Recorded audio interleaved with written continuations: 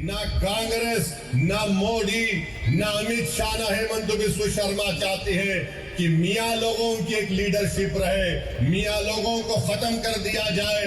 अरे खत्म करने की बात करने वालों, तुम खत्म हो जाएगी और मियां जिंदा रहने वाला है इंशाअल्लाह।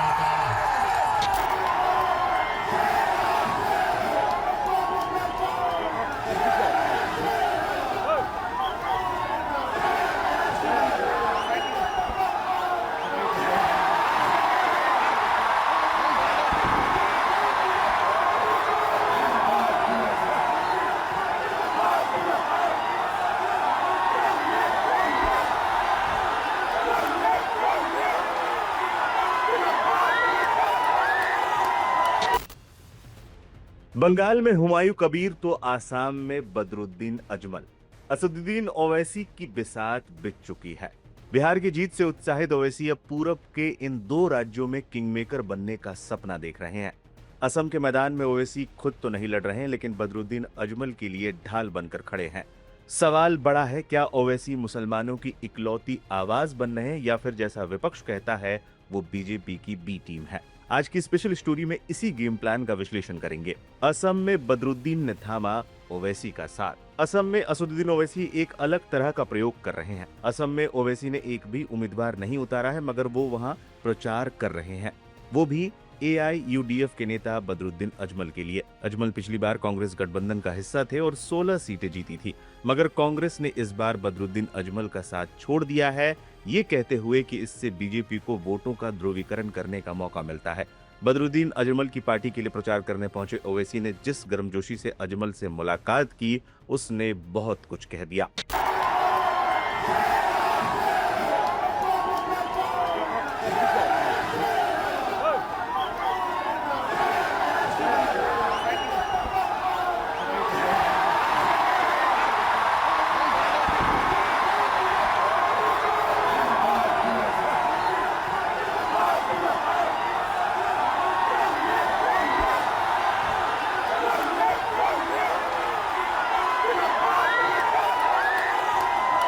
असम में मियां राजनीति का नया समीकरण। ओवैसी का कोई उम्मीदवार नहीं, सिर्फ AIUDF का प्रचार। 2021 में AIUDF ने 16 सीटें जीती थी कांग्रेस के साथ मिलकर। धुबरी लोकसभा सीट से रकीबुल हुसैन ने अजमल को 10 लाख वोटों से हराया था। AIUDF असम विधानसभा चुनाव में 28 से अधिक सीटों पर चुनाव लड़ रही है। AIUDF 22 से 32 सीटों पर अपनी उपस्थिति दर्ज कराना चाहती है। AIUDF को इस चुनाव में असदुद्दीन ओवैसी की पार्टी ने अपना समर्थन दिया है। असम विधानसभा चुनाव 2026 में 126 सीटों के लिए मतदान होना है।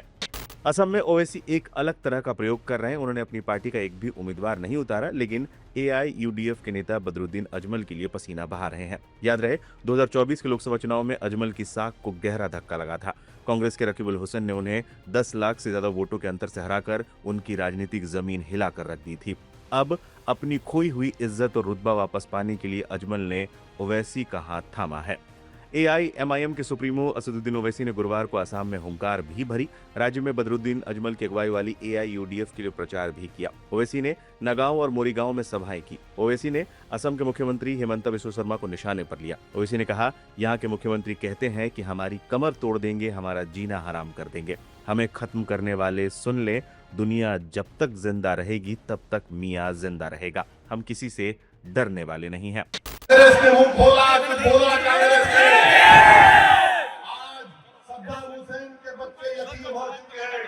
जिन जालिमों ने सद्दाम हुसैन के औलाद के यतीम किया, आप उन जालिमों को वोट नहीं देंगे, आप कातिलों को वोट नहीं देंगे।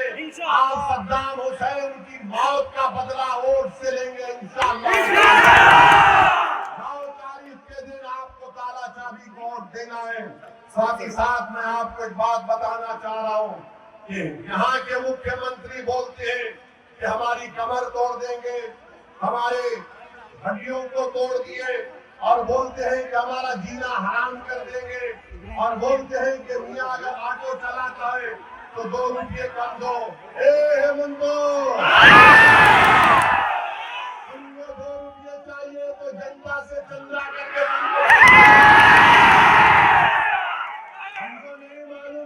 तुमको 2 रुपये की इतनी सख्त जरूरत है। और सुन लो, हमको दुनिया उस वक्त तक जिंदा रहेगी जब तक मियां जिंदा रहेगा। हम जिंदा रहेंगे, ला इलाहा इल्लल्लाह बोल। हम किसी से डरने वाले नहीं हैं। आज जुल्म कर रहे हैं, अल्लाह इंसाफ करेगा इंशाअल्लाह। अगर आप बचौधरी अजमल साहब के 29 कैंडिडेट को कामयाब करेंगे तो आसाम का पूरा गेम बदल दिया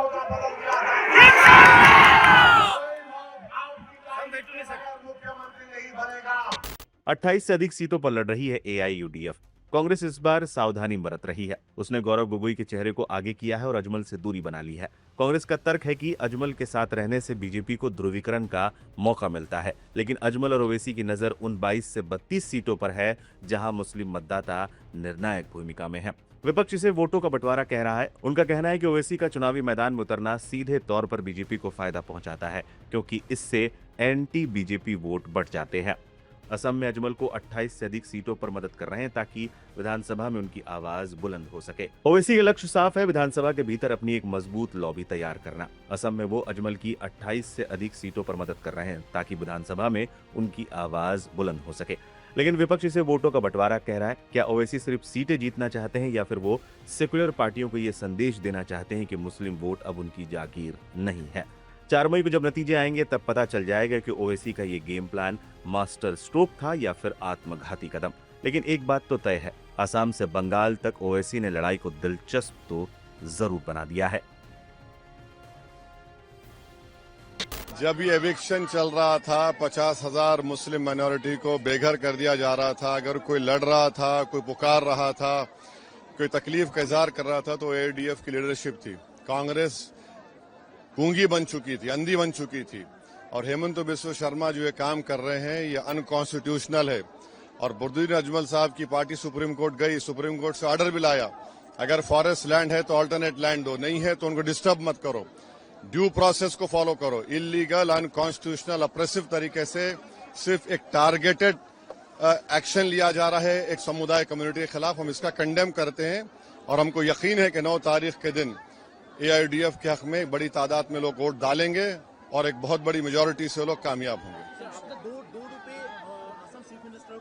एक बात सुनिए, कोई मुख्यमंत्री ऐसा बोलता है किसी समुदाय के खिलाफ कि 2 रुपए कम दो? आप चीफ मिनिस्टर हैं आसाम के, ऑटो चलाने वाला गरीब है ना। मुख्यमंत्री इस तरह की बात करके दौलतमंद आदमी की तरह बात कर रहे हैं। वो बेचारा ऑटो चलाता है, 12 घंटे ऑटो चलाता है, अपना पसीना बहाता है, उसको 2 रुपए कम दो बोल रहे हैं आप गरीबों को भूल जाएंगे। वो तो गरीब एंटी पुअर है वो तो। Thank you.